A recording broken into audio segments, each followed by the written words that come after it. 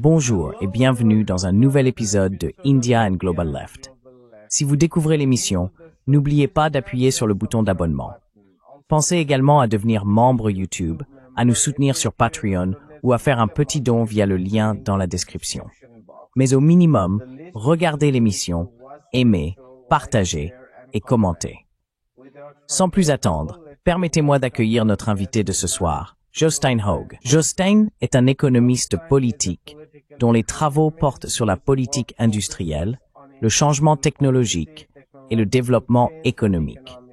Il est actuellement maître de conférences au Centre d'études du développement de l'Université de Cambridge et a beaucoup écrit sur la manière dont la mondialisation, les technologies numériques et les politiques industrielles façonnent les trajectoires économiques.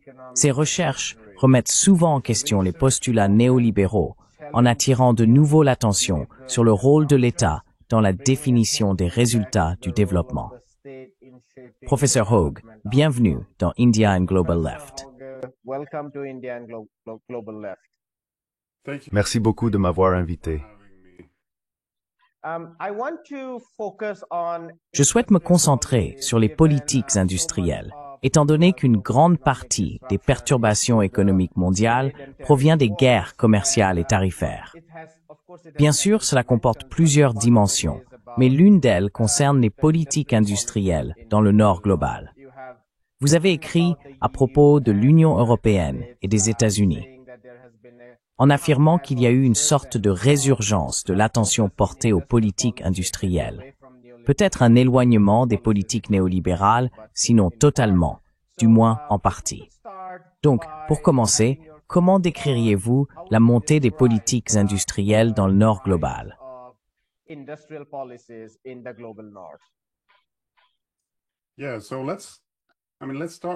Oui.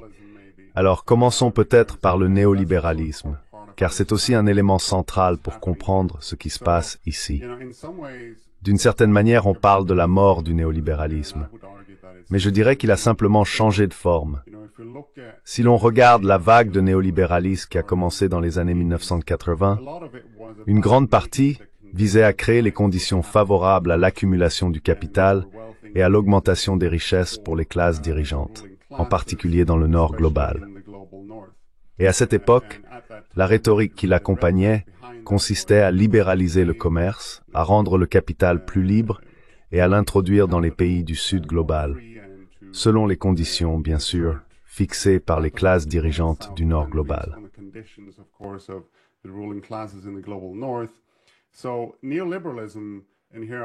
Ainsi, le néolibéralisme, et je rejoins ici largement le point de vue de Quinn Slobodian, était en réalité un ensemble de politiques délibérées visant à protéger les intérêts des riches, en particulier dans le Nord global.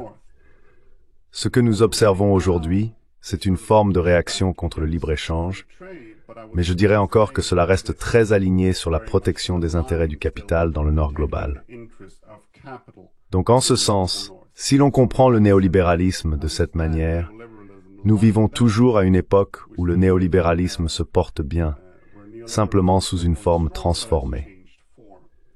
Revenons maintenant à cette vague de politique industrielle et dans une certaine mesure au nationalisme économique que nous voyons apparaître dans les pays riches.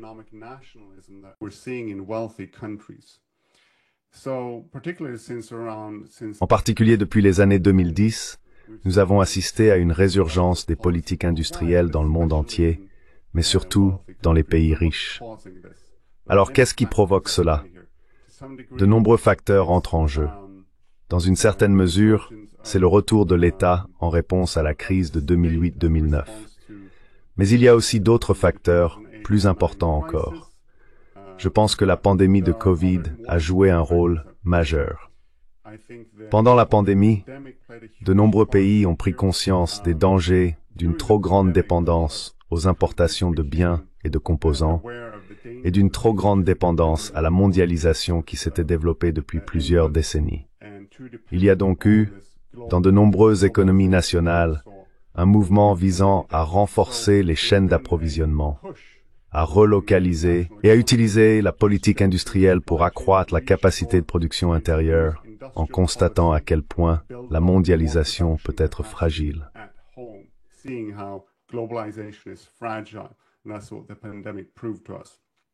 Et c'est ce que la pandémie nous a prouvé.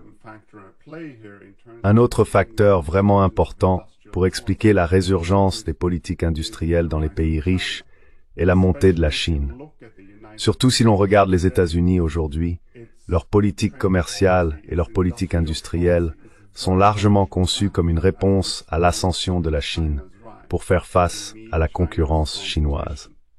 Une grande partie des politiques commerciales et industrielles que nous avons observées sous Trump 1.0, puis sous Biden, et maintenant sous Trump 2.0, visent spécifiquement à limiter les exportations vers la Chine et à imposer des droits de douane sur les produits chinois.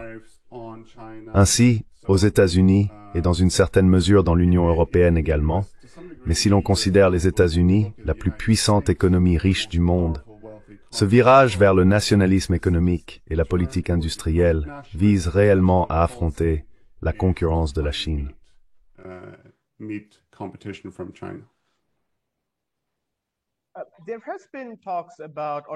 Il y a eu des discussions et des débats sur la mesure dans laquelle l'Occident peut se réindustrialiser, compte tenu des énormes différences de coûts de main-d'œuvre. De nombreux économistes et dirigeants d'entreprises soutiennent que, bien sûr, les États-Unis ou de larges parties de l'Union européenne ne pourront pas produire de la maroquinerie, des textiles et ainsi de suite.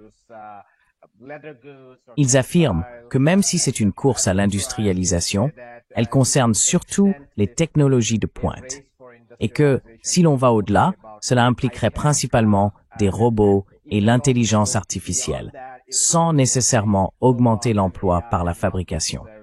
Je suis curieux, puisque vous avez étudié la politique industrielle de manière approfondie. Selon vous, quelle serait une politique industrielle viable pour le Nord global à ce moment de l'histoire? Étant donné que de larges parties du Sud global luttent encore contre le sous-emploi et restent enfermées dans l'agriculture, et ainsi de suite.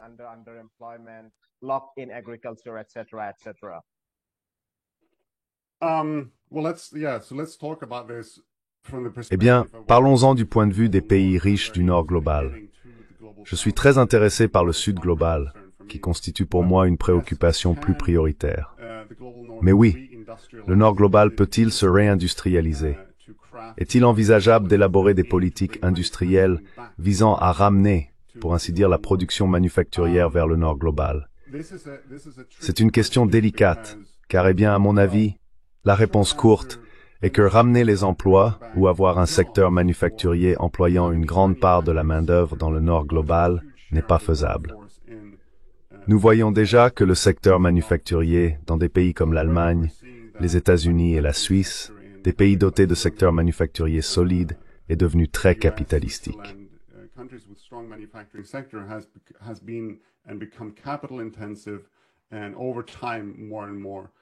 Et avec le temps, cela est devenu de plus en plus automatisé. Donc, si l'objectif est de créer une politique industrielle pour rapatrier les emplois manufacturiers depuis, disons, la Chine, cela n'arrivera pas pour diverses raisons. Évidemment, le coût plus élevé de la main-d'œuvre en est une. Les nations riches ne peuvent tout simplement pas rivaliser avec les nations plus pauvres sur ce plan. Mais il faut comprendre que développer un écosystème manufacturier, c'est bien plus que simplement avoir beaucoup de personnes travaillant dans des usines. Par exemple, Apple, l'entreprise qui fabrique la majorité des smartphones du monde, la plus puissante dans ce domaine, n'a en réalité aucune usine. Alors comment peuvent-ils être une entreprise manufacturière?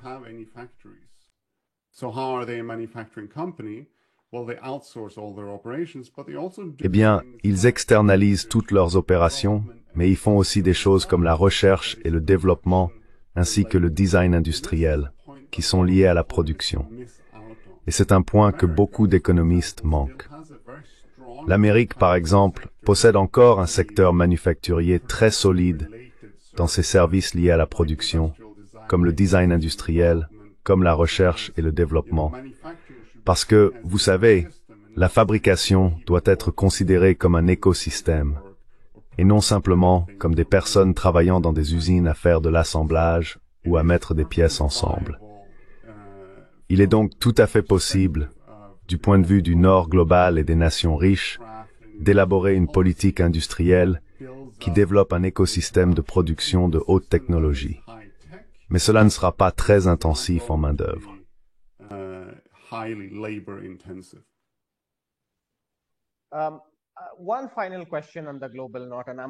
Une dernière question sur le Nord global, et je suis également intéressé par une discussion plus approfondie sur le Sud global.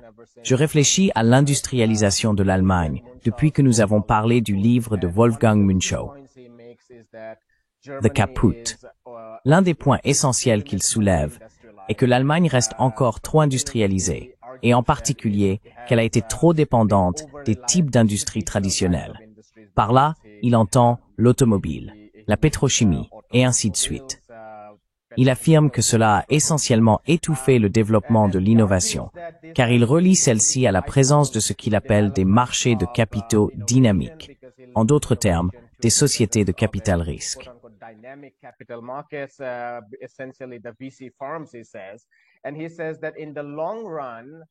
Il dit qu'à long terme, les États-Unis sont en train de gagner par rapport à l'Allemagne, qui est restée excessivement industrialisée. Il recommande de réduire l'industrie allemande au profit d'un virage plus marqué vers le secteur des services. Maintenant, à une époque où, comme vous le savez, des éléments tels que d'énormes équilibres budgétaires et bien sûr la transformation mondiale ont conduit à une stagnation des salaires dans le Nord global, que signifie pour des pays comme l'Allemagne ou d'autres régions d'Europe qui dépendent encore de l'industrie le fait de s'en retirer. Je suis curieux de connaître votre réponse à cet ensemble d'arguments.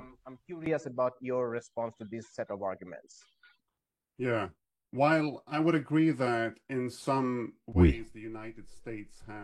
Bien que je sois d'accord pour dire que, sous certains aspects, les États-Unis sont devenus plus innovants que l'Allemagne, je ne vois pas de lien entre le développement de l'industrie et la négligence de l'innovation. Je pense simplement que l'Allemagne et les États-Unis ont emprunté deux voies différentes. L'Allemagne se concentre davantage sur l'industrie lourde, et je dirais une industrie plus traditionnelle, tandis que les États-Unis se sont tournés vers l'innovation dans d'autres domaines. Et dans une certaine mesure, je dirais que les États-Unis ont été un peu plus attentifs aux industries du futur. Les semi-conducteurs en sont un bon exemple. Ici, nous parlons de puces, qui sont des produits manufacturés.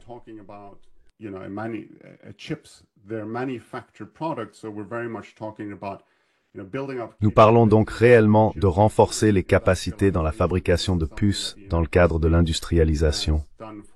Et c'est quelque chose que les États-Unis ont fait.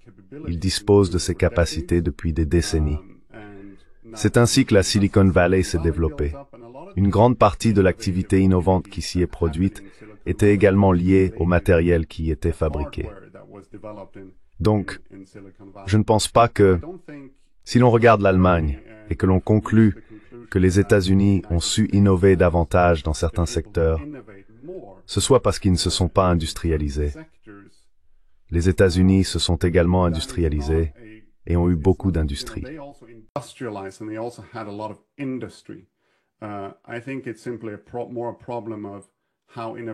Je pense que c'est vraiment davantage une question de la manière dont l'innovation se produit, cibler les bons secteurs spécifiques et avoir une politique industrielle orientée vers l'innovation.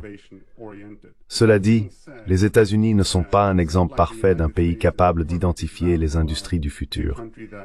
Si l'on regarde l'énergie propre, l'Europe et les États-Unis sont désormais à la traîne par rapport à la Chine.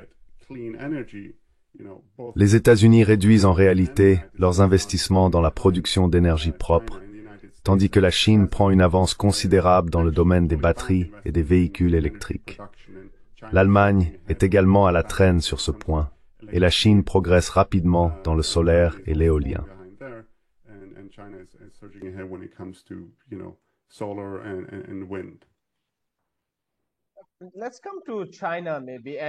Venons-en peut-être à la Chine. Ensuite, je voudrais aborder le reste du Sud global, car j'ai trouvé utile dans votre travail que vous fassiez une distinction entre la Chine et le reste du Sud global à différents moments. C'est un point que nous défendons depuis cette tribune, mais aussi que des économistes comme Jayati Ghosh et d'autres soulignent. À bien des égards, Oui, la Chine compte encore une large part de sa population, dont la situation économique nationale est comparable à celle du reste du Sud global. Mais dans l'ensemble, la dynamique économique de la Chine a largement dépassé les contraintes auxquelles le Sud global est confronté. On peut penser au déficit économique actuel, par opposition à l'excédent économique actuel de la Chine.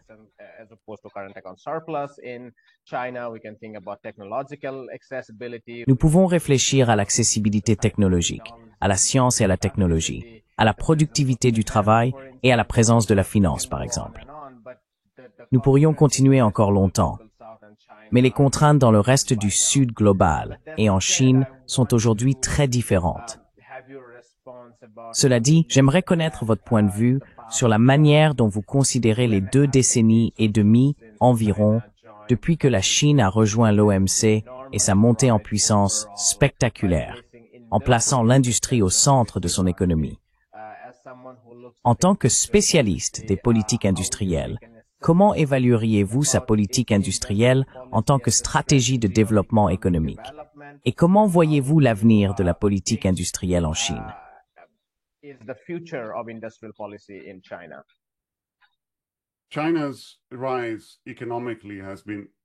La montée économique de la Chine a été absolument remarquable. Et à ce stade, il ne fait guère de doute à ce sujet. On a l'impression d'assister chaque mois à une sorte de percée dans un secteur particulier en Chine, en matière d'innovation et de développement. Bien sûr, il faut rester nuancé et précis quant à ce qui caractérise l'ascension de la Chine. Les entreprises transnationales américaines conservent encore un immense pouvoir structurel dans l'économie mondiale. Ce sont encore en grande partie des travailleurs chinois dans les chaînes d'approvisionnement qui travaillent pour des entreprises américaines, plutôt que l'inverse. Mais voir un pays qui figurait parmi les plus pauvres du monde dans les années 1970, devenir un leader de l'innovation et dominer de nombreuses industries mondiales à peine 50 ans plus tard est tout à fait remarquable.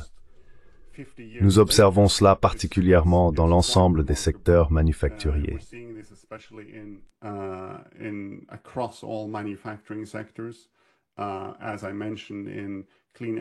Comme je l'ai mentionné, dans la production d'énergie propre, la Chine est aujourd'hui la nation leader mondiale.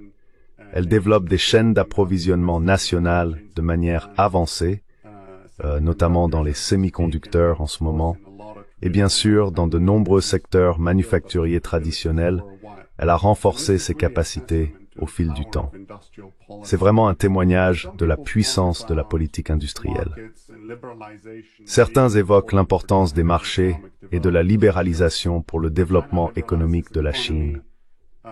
Certes, la Chine a libéralisé son économie dans les années mi-80, 90 et 2000. Elle a adhéré à l'OMC vers l'an 2000.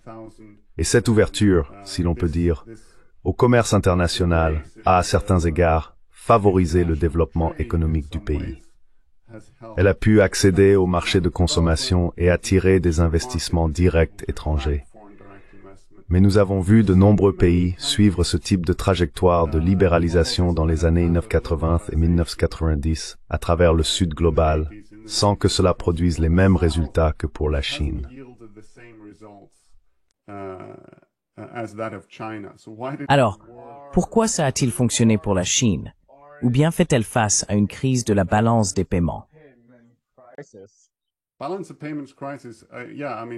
Crise de la balance des paiements? Oui, dire qu'elle a produit les mêmes résultats est un euphémisme. Pour de nombreux pays, la libéralisation a été désastreuse. Vous savez, j'ai particulièrement étudié la période de libéralisation dans de nombreux pays africains, après les programmes d'ajustement structurel, où la croissance du PIB était en réalité négative après la libéralisation.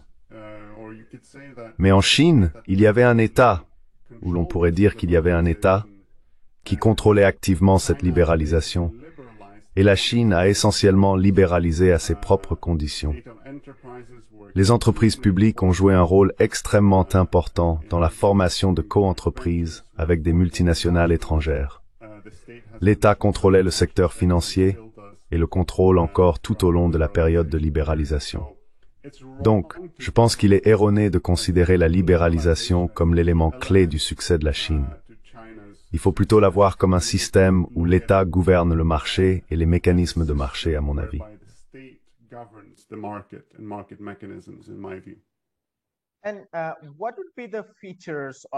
Et quelles seraient, selon vous, les caractéristiques de la capacité de l'État qui distinguent la Chine?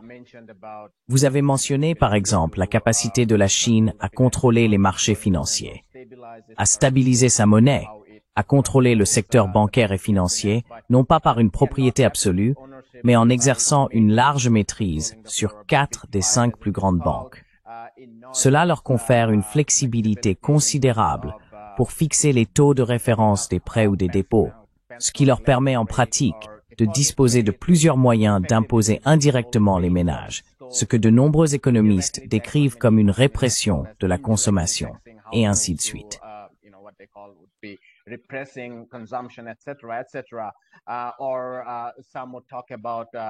Certains évoqueraient l'investissement dans l'éducation, en particulier tout au long des années 1990 et 2000, dans les domaines des sciences, de la technologie et de l'enseignement supérieur. Les infrastructures constituent un autre élément clé. En tant que personne qui s'intéresse à la capacité de l'État, je pense que cela se rattache à notre discussion sur le Sud global, car une grande partie de la période postcoloniale s'est concentrée sur la manière de renforcer la capacité de l'État à une époque marquée par une énorme pénurie de capitaux, un manque de financement, et ainsi de suite. Quels aspects de la capacité de l'État en Chine vous paraissent les plus fondamentaux?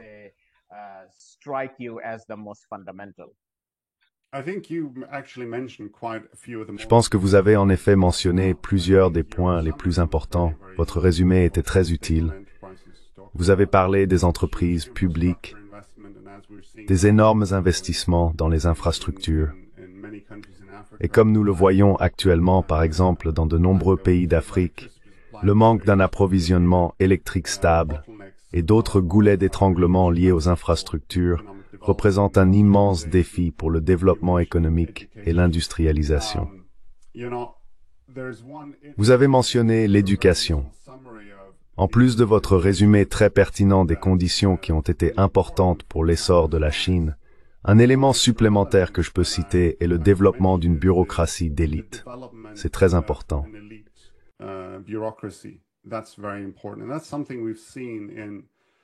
Et c'est quelque chose que nous avons observé dans bon nombre de ces soi-disant États développementalistes d'Asie de l'Est.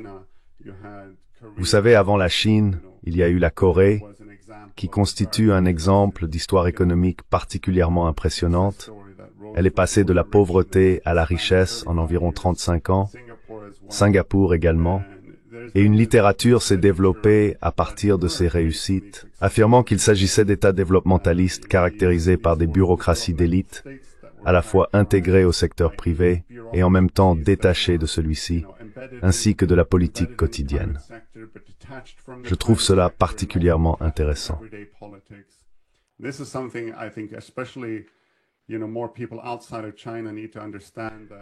Vous savez, davantage de personnes en dehors de la Chine doivent comprendre qu'il y a eu un très long processus de formation d'une bureaucratie d'élite, également très méritocratique. Une bureaucratie qui a su, je pense, éliminer les formes de corruption les plus importantes, même si la corruption a fait partie du processus de développement de la Chine tout au long de son histoire.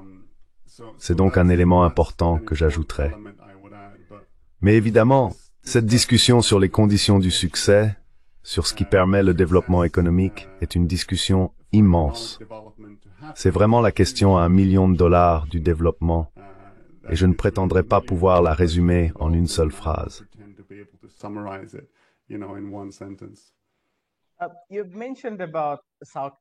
Vous avez mentionné la Corée du Sud. Si je ne me trompe pas, votre directeur de thèse était le professeur Ha-Joon Chang, qui étudie la Corée du Sud et une grande partie de l'Asie de l'Est. Je réfléchissais à ce contraste au sein du Sud global. Bien sûr, la plupart de ces pays ne font plus partie du Sud global, mais ils en faisaient autrefois partie. Si l'on regarde les indicateurs, même lorsque de nombreux pays du Sud global ont tenté de suivre des stratégies similaires à celles de l'Asie de l'Est, il est frappant de voir à quel point les pays d'Asie de l'Est se sont distingués des autres. Maintenant, bien sûr, lorsqu'on parle de la Corée du Sud et de Taïwan, on peut soutenir que cela faisait partie de la stratégie de la guerre froide, car ils ont également reçu d'énormes investissements. Ils avaient accès au marché américain, et ainsi de suite. Donc en partie, ça s'explique par cela.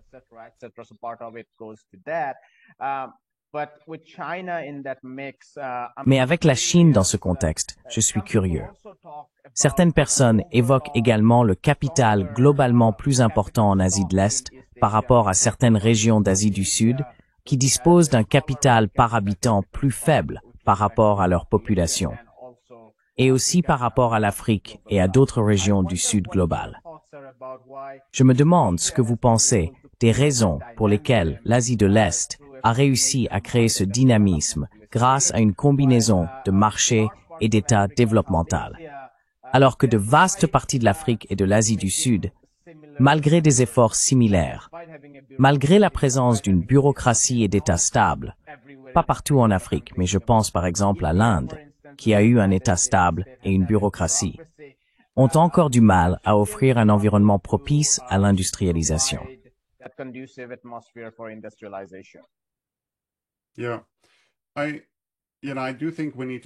Oui, je pense qu'il faut aborder ces expériences de développement au cas par cas.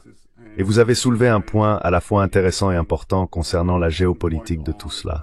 Si l'on regarde par exemple la trajectoire de développement de la Corée du Sud, bien sûr, le rôle de l'État était essentiel. Les politiques industrielles impressionnantes qui ont été élaborées, la bureaucratie d'élite, et ainsi de suite. Mais la position stratégique de la Corée du Sud pendant la guerre froide, alliée aux États-Unis, a également rendu possible cette période de développement. Elle a reçu beaucoup d'aide et d'autres transferts importants des États-Unis, et on pourrait en dire autant de Taïwan.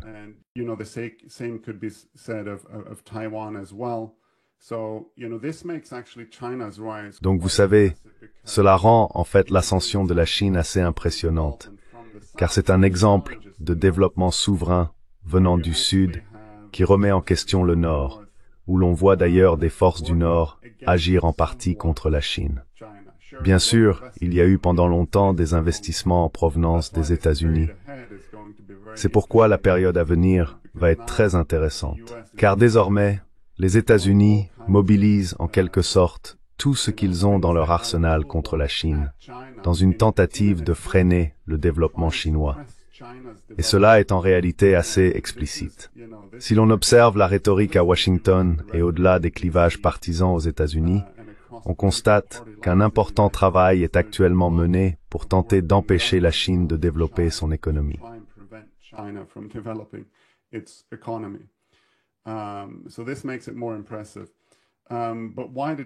Cela rend donc la chose encore plus impressionnante. Mais pourquoi, par exemple, la Chine a-t-elle réussi à se développer alors que l'Inde ne l'a pas fait? Eh bien, encore une fois, il y a ici de nombreux facteurs qui dépendent du contexte historique. Mais je reviens à la politique industrielle et à son importance.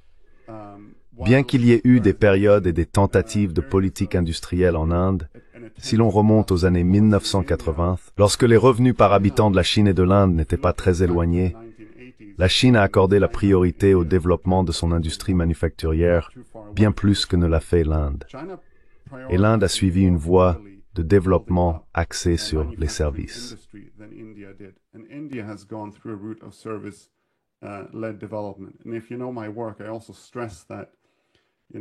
Et si vous connaissez mon travail, je souligne également que les services ne peuvent vous mener que jusqu'à un certain point en matière de développement. Il existe des limites à la contribution des services à la croissance de la productivité, à la création d'emplois, à l'innovation, et ainsi de suite. Et vous savez, il y a des villes comme Hyderabad, d'où vient d'ailleurs ma femme, et Bangalore, où l'on trouve des pôles de services extrêmement productifs. Mais je pense vraiment qu'il est très important, pour le processus de développement, de revenir à une stratégie industrielle bien conçue et à long terme, axée sur le développement du secteur manufacturier.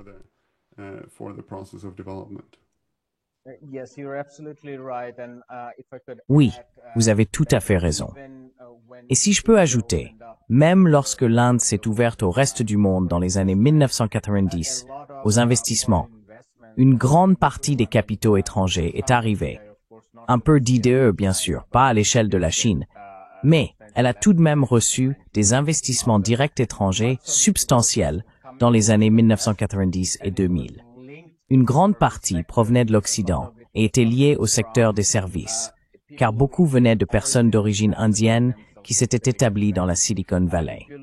Si l'on regarde les IDE en Chine dans les années 1990, à peu près, selon mes calculs, environ un tiers provenait de l'Occident, 10 à 12% des États-Unis, mais une part massive, peut-être même environ les 2 tiers, venait du reste de l'Asie de l'Est.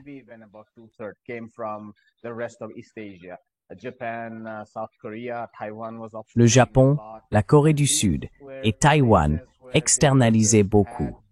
Ces pays avaient des entreprises dotées d'une longue histoire et d'une solide expérience pratique dans la fabrication.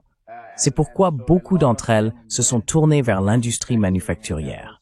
Cela explique aussi pourquoi la Chine a suivi une trajectoire différente.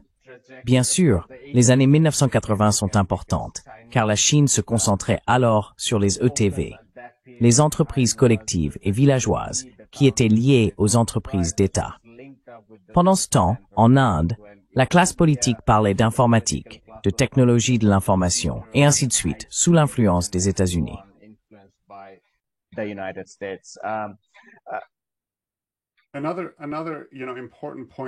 Un autre point important, tant que nous sommes sur ce sujet, est la vision que la Chine a eue du développement souverain. Par exemple, certaines personnes mettent en avant les zones de traitement des exportations et les zones économiques spéciales comme des éléments clés de l'industrialisation de la Chine. Et je suis d'accord avec cela. Mais ces zones ne sont pas propres à la Chine. Nous les avons vues dans de nombreux autres pays du Sud global. La différence, c'est que lorsque la Chine les a mises en place, elle avait une vision claire de la manière dont la technologie serait transférée des entreprises étrangères vers l'économie nationale.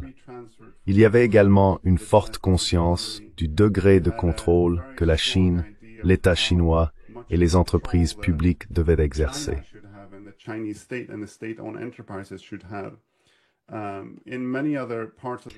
Dans de nombreuses autres régions du Sud global, nous l'avons vu en Amérique du Sud et aussi au Mexique, par exemple, durant sa période de libéralisation dans les années 1990 qui n'a pas été très réussie, nous avons observé la mise en place de ces économies d'enclave, comme les zones de traitement pour l'exportation et les zones économiques spéciales, menant des activités dictées uniquement par les caprices et les préférences des entreprises transnationales du Nord. Et c'est là que la Chine démontre un point très important. Si l'on veut atteindre le développement, un développement souverain, il faut être capable non seulement d'opérer selon les conditions des entreprises transnationales, des investisseurs étrangers ou des nations riches, mais aussi, en fin de compte, de les remettre en question. Sinon, on risque de rester piégé dans ce qu'on appelle le piège du revenu intermédiaire. On peut croître jusqu'à un certain point, mais on finit par stagner à moins de réellement développer la capacité d'innovation nationale et de s'engager dans un développement souverain.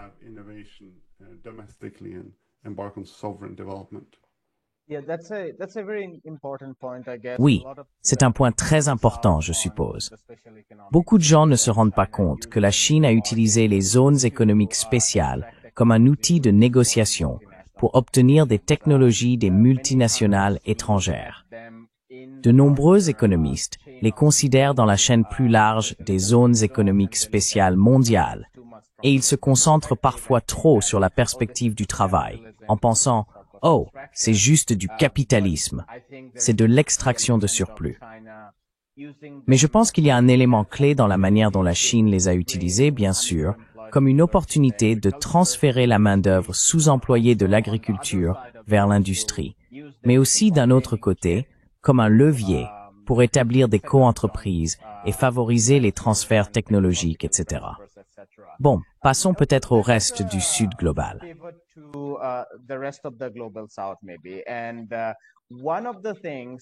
L'une des particularités de la Chine, c'est sa taille. et cela la distingue du Japon, de la Corée du Sud ou de Taïwan. Elle ne délaisse pas le bas de la chaîne de valeur, comme l'ont fait les économies industrielles précédentes, car elle dispose d'un vaste arrière-pays. Ainsi, la Chine continue de produire beaucoup dans les domaines de la biotechnologie, de la technologie nucléaire, de l'aérospatiale et de l'intelligence artificielle. Mais elle fabrique aussi de nombreuses chaussures, articles en cuir, jouets et textiles. Cela a d'énormes implications pour le reste du Sud global. Et c'est quelque chose que de nombreuses plateformes, en particulier celles comme la nôtre, qui entretiennent une grande solidarité avec la Chine, reconnaissent, en partie par admiration pour ses progrès en matière de développement humain, mais aussi parce que son essor s'est accompli sans impérialisme ni domination nationale.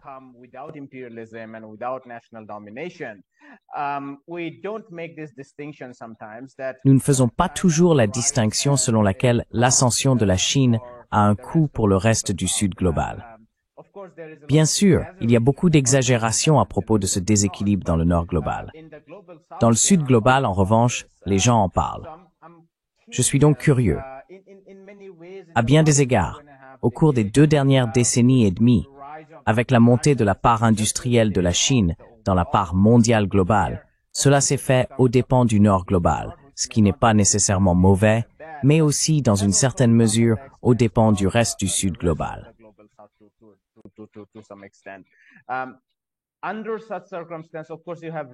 Dans de telles circonstances, bien sûr, vous avez écrit sur les États connecteurs, des pays comme le Mexique, le Vietnam, la Malaisie et l'Indonésie, qui ont su naviguer à travers ces guerres commerciales ou ces conflits économiques pour attirer des investissements et conquérir de nouveaux marchés. Mais de nombreux autres pays sont confrontés à d'autres types de problèmes. Donc, si vous pouviez nous parler un peu de ces différences au sein du Sud global, comment des pays comme le Vietnam, l'Indonésie ou le Mexique ont réussi à tirer parti de ces tensions entre superpuissances industrielles, et comment de nombreux pays d'Afrique ou d'Asie du Sud, par exemple, n'y sont pas parvenus ou en ont été négativement affectés. Je pense que cela intéresserait beaucoup nos téléspectateurs.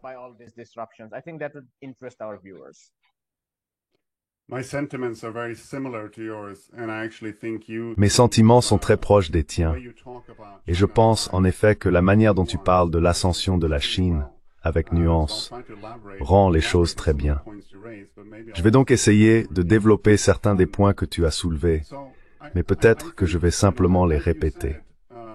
Comme tu l'as dit, il y a des raisons pour ceux d'entre nous qui ont une perspective internationaliste et universaliste de se réjouir de l'ascension de la Chine, car il est assez clair qu'elle ne s'est pas accompagnée des mêmes relations impériales nord-sud que nous avons connues par le passé. La Chine n'a pas le même désir d'empiéter sur la souveraineté d'autres nations du Sud, ni de freiner le développement du Sud dans la même mesure que l'Europe et les États-Unis l'ont fait, et le font encore, pourrait-on dire.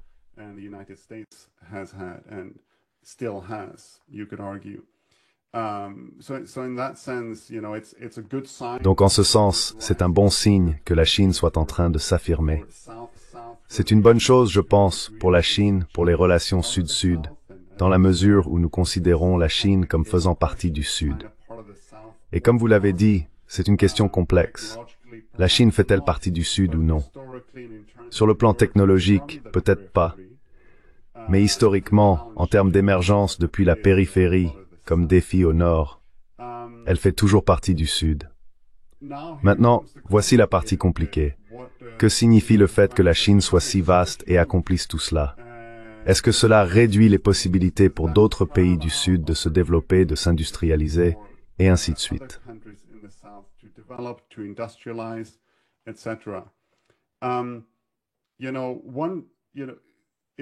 Vous savez, si l'on examine les études, qu'il s'agisse d'études comparatives entre pays ou d'études de cas, portant sur l'implication directe de la Chine avec d'autres pays du Sud, on constate que la Chine est plus disposée à investir dans des secteurs essentiels, comme la fabrication et le développement des infrastructures, que les partenaires de développement traditionnels du Nord, ce qui est sans équivoque une bonne chose.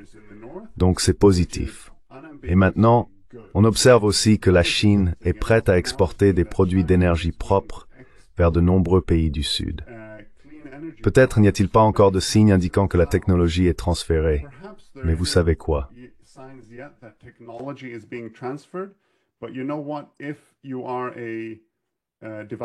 Si vous êtes un pays en développement et que vous disposez d'une capacité installée en panneaux solaires, par exemple, c'est bien mieux que de dépendre des importations de combustibles fossiles, car cela permet un certain degré de souveraineté énergétique. C'est donc également positif. Maintenant, il existe différents éléments, des éléments géographiques, dont nous devrions discuter. En Asie du Sud-Est, nous voyons déjà que des pays comme le Vietnam, le Cambodge, la Thaïlande et l'Indonésie bénéficient des investissements chinois et commencent aussi à reprendre une partie de la production manufacturière à forte intensité de main-d'œuvre, à mesure que les salaires en Chine commencent à augmenter.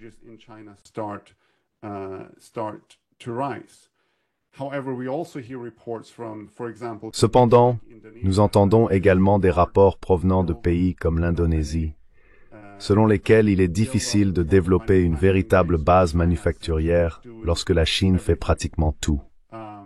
En Amérique latine, j'ai parlé à de nombreux chercheurs et responsables politiques qui affirment que c'est en quelque sorte une arme à double tranchant. La Chine est, vous savez, plus disposée à respecter la souveraineté des nations que ne l'ont été, par exemple, les États-Unis.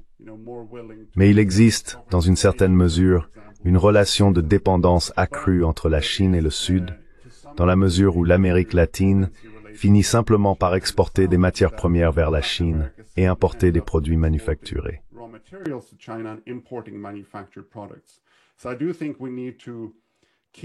Je pense donc qu'il faut garder à l'esprit que si la Chine commence à tout fabriquer, cela finira inévitablement par évincer certaines opportunités d'industrialisation dans le Sud global. Mais je ne pense pas que nous en soyons au point où l'essor de la Chine aurait provoqué une désindustrialisation prématurée des pays du Sud. Le Vietnam continue de croître à un rythme exceptionnel, de s'industrialiser rapidement et de se connecter à la Chine à travers cette industrialisation. On peut en dire autant, dans une certaine mesure, du Cambodge et de la Thaïlande. Et vous savez, en Afrique, les opinions positives sur la Chine l'emportent sur les négatives dans une proportion d'environ 3-1, selon une enquête récente de l'Asia Policy Institute.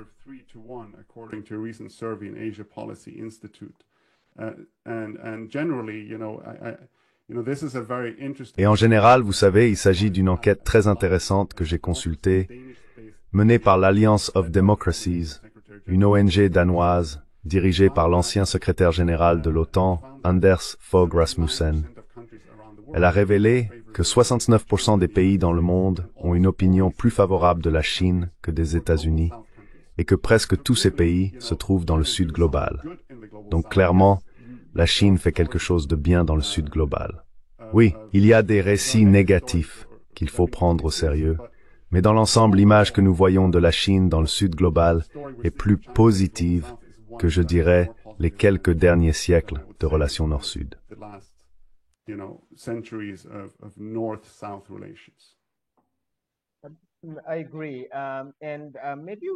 Je suis d'accord. Et peut-être pourrions-nous conclure en vous demandant ce que vous pensez de la mondialisation elle-même. Nous avons commencé avec le néolibéralisme, qui comporte bien sûr de nombreux éléments, de la lutte des classes à certaines formes de pensée et ainsi de suite. Mais une partie de celui-ci était aussi la mondialisation. Je souhaite maintenant rester du côté du Sud global et réfléchir à la mondialisation depuis cette perspective. Il y a des économistes comme Prabhat Patnaik et d'autres, je crois en Inde, mais on trouve ce type d'économistes dans tout le Sud global, qui soutiennent qu'une dépendance excessive au marché des exportations est néfaste. Et face aux droits de douane, aux sanctions, et désormais même à ce qui équivaut essentiellement à des sanctions dans le secteur des services, à travers le visa H1B, qui a évidemment eu un impact énorme sur l'Inde. Les gens repensent la mondialisation elle-même dans le Sud global, y compris ceux qui en étaient autrefois des partisans fervents dans sa version néolibérale.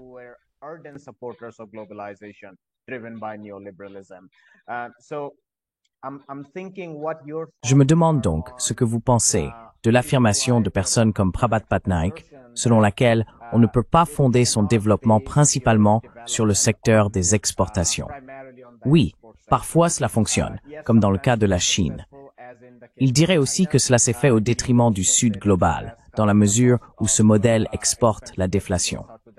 Mais il adopte une perspective internationaliste et soutient que la réussite d'un pays se fait souvent aux dépens des autres. Il dirait donc que nous devrions suivre une économie plus nationalisée. Cela implique bien sûr une profonde restructuration des politiques internes, car si l'on doit renforcer l'État, par exemple, il faudrait réduire la dépendance au capital mondial. Sinon, si l'on augmente les impôts, le capital mondial s'enfuit et on ne peut pas compter sur le marché boursier.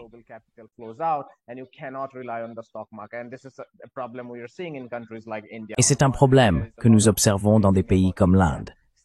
D'un côté, on parle beaucoup du fait que l'Inde tienne tête aux États-Unis. De l'autre, on voit l'impact sur le marché boursier, qui est essentiel pour son économie globale. L'Inde sait qu'elle doit élaborer une négociation commerciale. Elle ne peut pas s'affirmer comme le fait la Chine. Car le marché boursier indien n'est pas porté par le même type d'innovation technologique que l'on observe en Chine. Il dépend fortement des investissements de portefeuilles étrangers. Et dès que les investisseurs perçoivent une incertitude, ils se retirent. Que pensez-vous de ces interrogations sur la mondialisation elle-même venant du Sud global?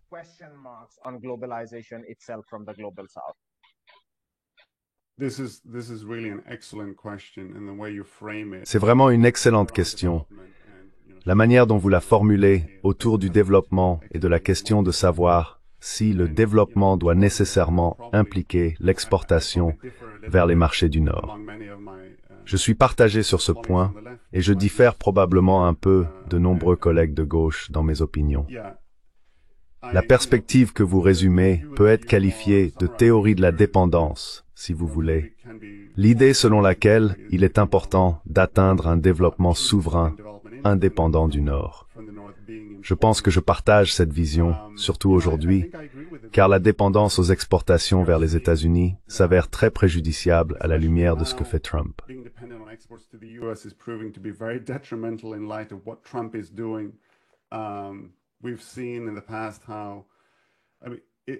Nous avons observé par le passé un schéma très clair de mondialisation et d'ouverture au commerce, mais uniquement selon les conditions de ceux qui détiennent le pouvoir dans l'ordre économique international, ou du moins dans l'ancien ordre économique international de Bretton Woods. Il est d'ailleurs discutable que cet ordre existe encore aujourd'hui. Mais nous avons vu que la mondialisation ne profite pas à tout le monde. En même temps, si l'on regarde historiquement les processus de développement rapide, ils impliquent des exportations du Sud vers le Nord. Si l'on considère le développement de l'Asie de l'Est, d'abord les tigres asiatiques, puis la Chine, tout repose sur un développement axé sur les exportations.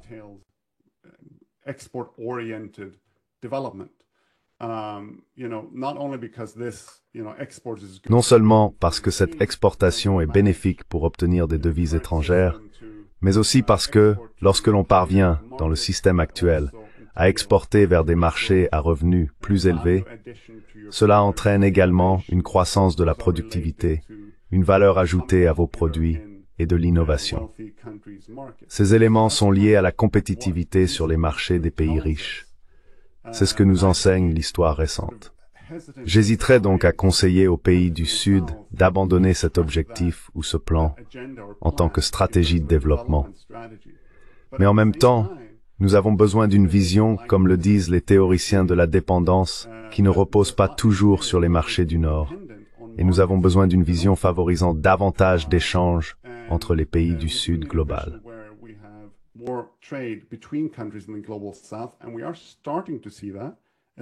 Et nous commençons à le constater, en particulier dans le commerce entre les pays du Sud et la Chine étant ici considérée comme faisant partie du Sud. Et en réalité, on observe, comme je l'ai souligné dans mes recherches, que les accords commerciaux entre des pays ayant des niveaux de revenus similaires ont tendance à être plus bénéfiques pour les participants que les accords bilatéraux traditionnels Nord-Sud ou ceux conclus dans le cadre de l'OMC, qui se sont révélés globalement désastreux pour les pays du Sud global. Donc, dans la mesure où l'on voit émerger davantage de pôles régionaux dans le Sud, dans la mesure où l'on observe davantage d'échanges au sein du Sud global, c'est, disons, globalement une bonne chose.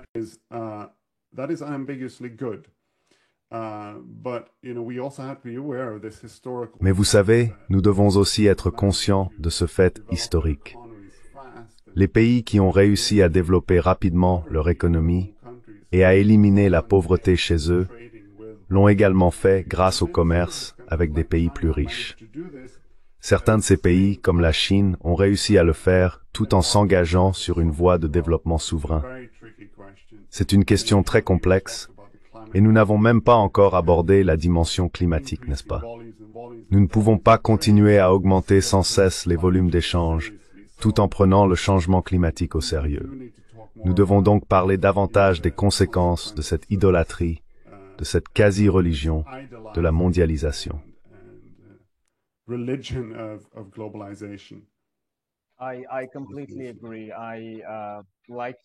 Je suis tout à fait d'accord. Comme vous, en tant qu'étudiant en histoire, je pense que les réussites les plus spectaculaires, quand on les examine, impliquent une forme d'exportation vers le Nord global.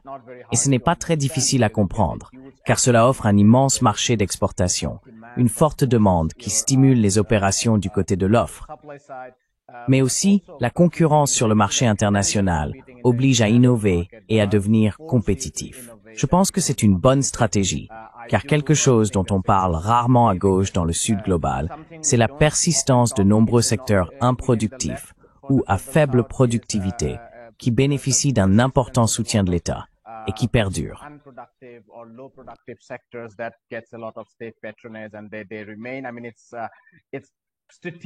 Je veux dire, il est stratégiquement judicieux de ne pas parler d'eux à gauche, étant donné que les idéologues néoclassiques tirent parti de ces choses-là. Mais on voit bien comment des unités non productives sont essentiellement renflouées par l'État, décennie après décennie, et qu'elles restent non productives. C'est un défi dont, à mon avis, la gauche devrait davantage parler. En même temps, je reconnais que ce genre d'exemple ne peut pas être généralisé. Par exemple, une donnée que l'historien Kenneth Pomeranz calcule est que si la trajectoire qu'a suivie la Grande-Bretagne lors de la première révolution industrielle, l'exportation de textiles, avait dû être suivie par la Chine, il aurait fallu que le monde entier soit fermé 7 fois à ce moment-là.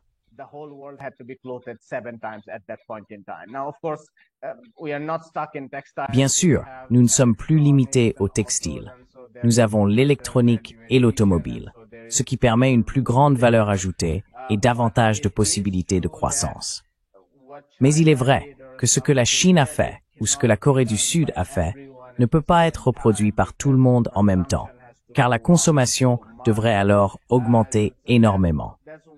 Voilà un premier ensemble de réserves. Je pense que l'autre ensemble de réserves concerne le fait que, pour la plupart des pays, il ne s'agit pas seulement de commerce. Cela inclut aussi le volet investissement et tout le dispositif qu'il faut mettre en place pour attirer les capitaux. Je veux dire, la Chine a su attirer les capitaux grâce à la productivité de sa main-d'œuvre, à l'investissement public dans les infrastructures, et ainsi de suite.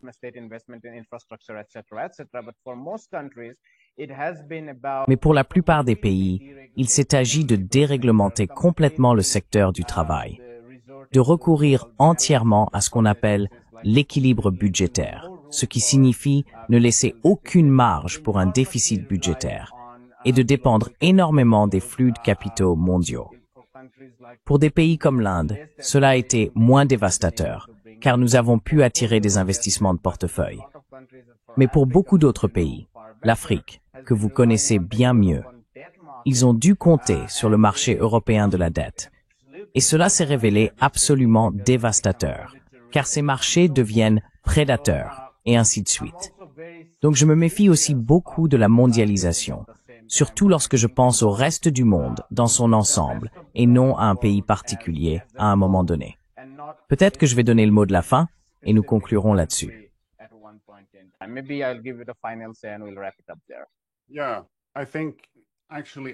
Oui, je pense que conclure par quelques réflexions plus générales sur la mondialisation est en fait tout à fait approprié.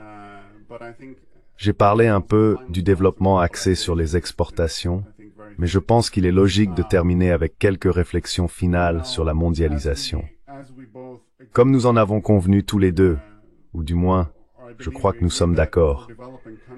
Pour les pays en développement, participer au commerce international s'est révélé essentiel pour le développement. Mais il y a aussi l'espoir, vous savez, que nous puissions, participer au commerce n'a pas toujours suffi. Nous avons vu à maintes reprises des pays en développement, des pays du Sud global, se libéraliser sans que cela ne produise les résultats escomptés.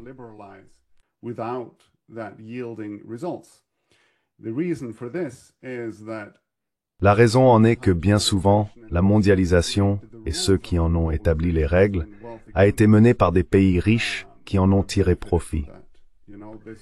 Cela a également été documenté dans plusieurs études récentes, notamment par Jason Hickel et ses collègues, qui ont montré que par le biais du commerce, le Nord global a en réalité drainé une grande quantité de ressources, de valeurs et d'argent du Sud. Nous voyons comment le système commercial, à travers l'OMC, est en grande partie truqué en faveur de ces pays, plus précisément, des entreprises qui y sont basées.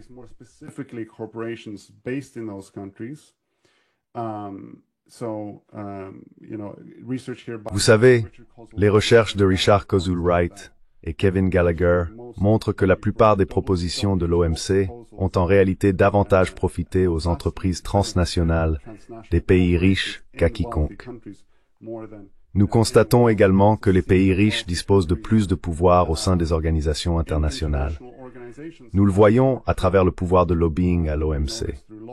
Le FMI lui-même est structuré de manière à ce que les pays qui contribuent le plus financièrement et représentent une plus grande part de l'économie mondiale aient davantage de pouvoir au sein de l'organisation. Donc je pense que ce que je veux dire ici, c'est que si nous parvenons à créer un ordre international véritablement démocratique, nous nous rapprocherons d'un système où la mondialisation pourra bénéficier à un plus grand nombre de pays.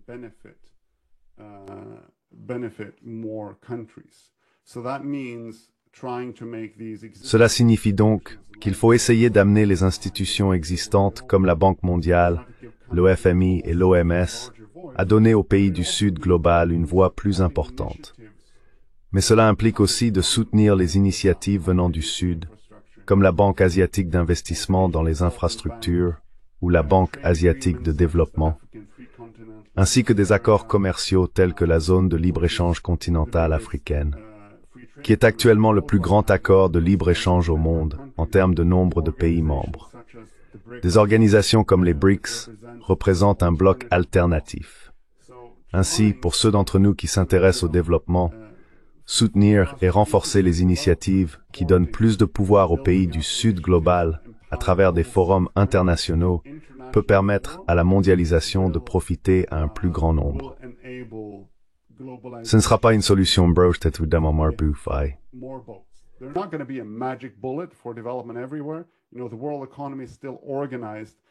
L'économie mondiale reste organisée à l'échelle internationale, malheureusement d'une manière où les États souverains se font concurrence les uns avec les autres. La Chine a ses intérêts dans l'économie mondiale, l'Inde a ses intérêts dans l'économie mondiale, l'Afrique du Sud, le Brésil et d'autres grandes nations ont des intérêts majeurs dans l'économie mondiale. Nous continuerons donc à observer des résultats de développement inégaux au sein du Sud global. Ce ne sera pas l'harmonie pour tout le monde. Mais je vois aujourd'hui des signes, avec les tarifs de Trump, et vous savez le coup de massue qu'il a porté à l'économie mondiale, que nous assistons à l'émergence d'un nouvel ordre économique international, où la Chine semble prendre la tête d'un mouvement plus centré sur le Sud global et offrant une voix plus importante aux pays du Sud global, tant sur le plan économique que politique.